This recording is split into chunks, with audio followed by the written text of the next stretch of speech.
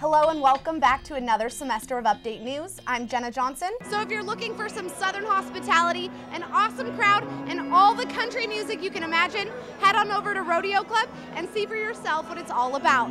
Right now, Anthony is in his 4th deployment, his 2nd one to Afghanistan, but says once he gets home, the two plan on adding a little one to their new family. According to the new law, come January 1st, anybody under the age of 18 that wants to come and tan in one of these beds, local police and the NFL are now strongly supporting putting an end to this preseason rivalry. So as of right now, the games are off. All right, well, I'm sure you've heard of him maybe once or twice. It's Chandler Jones once again. Right now is a great time to be a Spartan football fan.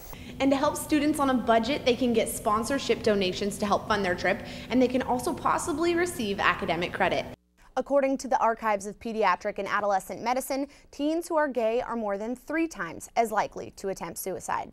And trash in the United States has piled up to about 160 million tons in the past 50 years.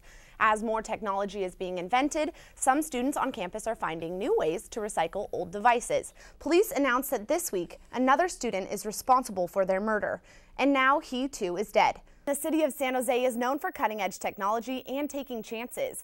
San Jose State Athletics did the same with their hiring of their new play-by-play announcer. Boots, Wrangler jeans, and cowboy hats aren't usually a familiar sight if you happen to live in the Bay Area. But at this downtown venue, that's all you'll see. As one of the largest Western clubs in the area, the Rodeo Club is San Jose's hotspot for the latest in country music concerts.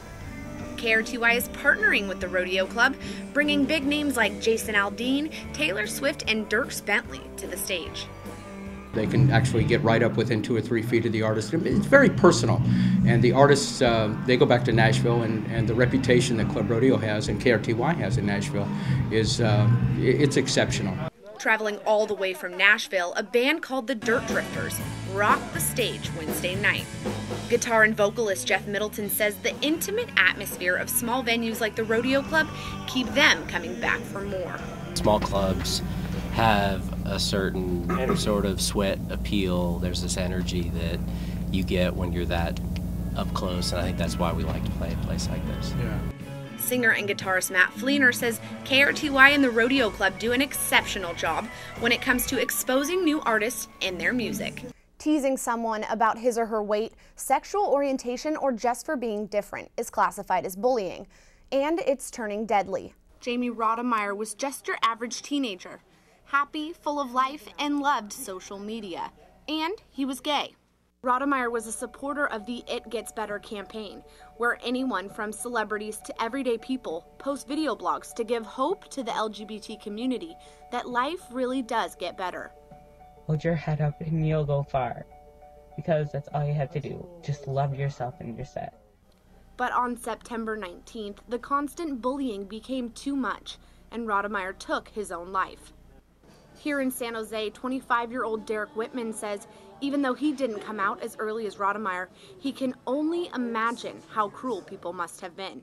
And now that everything is on social networking, it makes it that much easier for people to be mean to each other.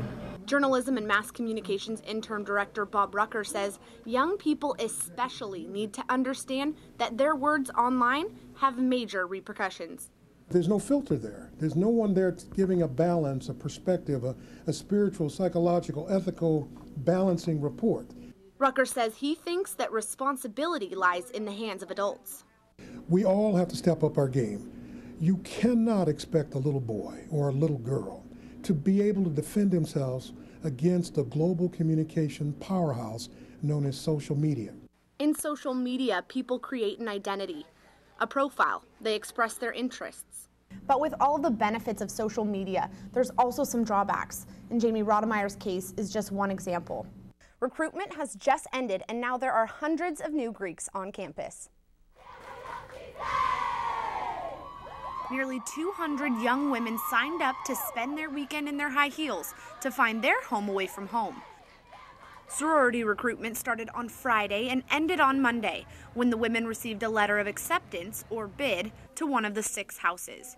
This weekend has been a whirlwind, but it's very exciting, very new, obviously, because I've never done this before. From house tours to philanthropy day, these future sisters got an inside glimpse on what real sorority life is like. There are certain houses that I felt more connected with, but they each were, I mean, all the girls were so genuine. Alpha Phi alum Aaron Sterner says whether you are a commuter or just looking to get involved on campus, joining a sorority is more involved than you'd think.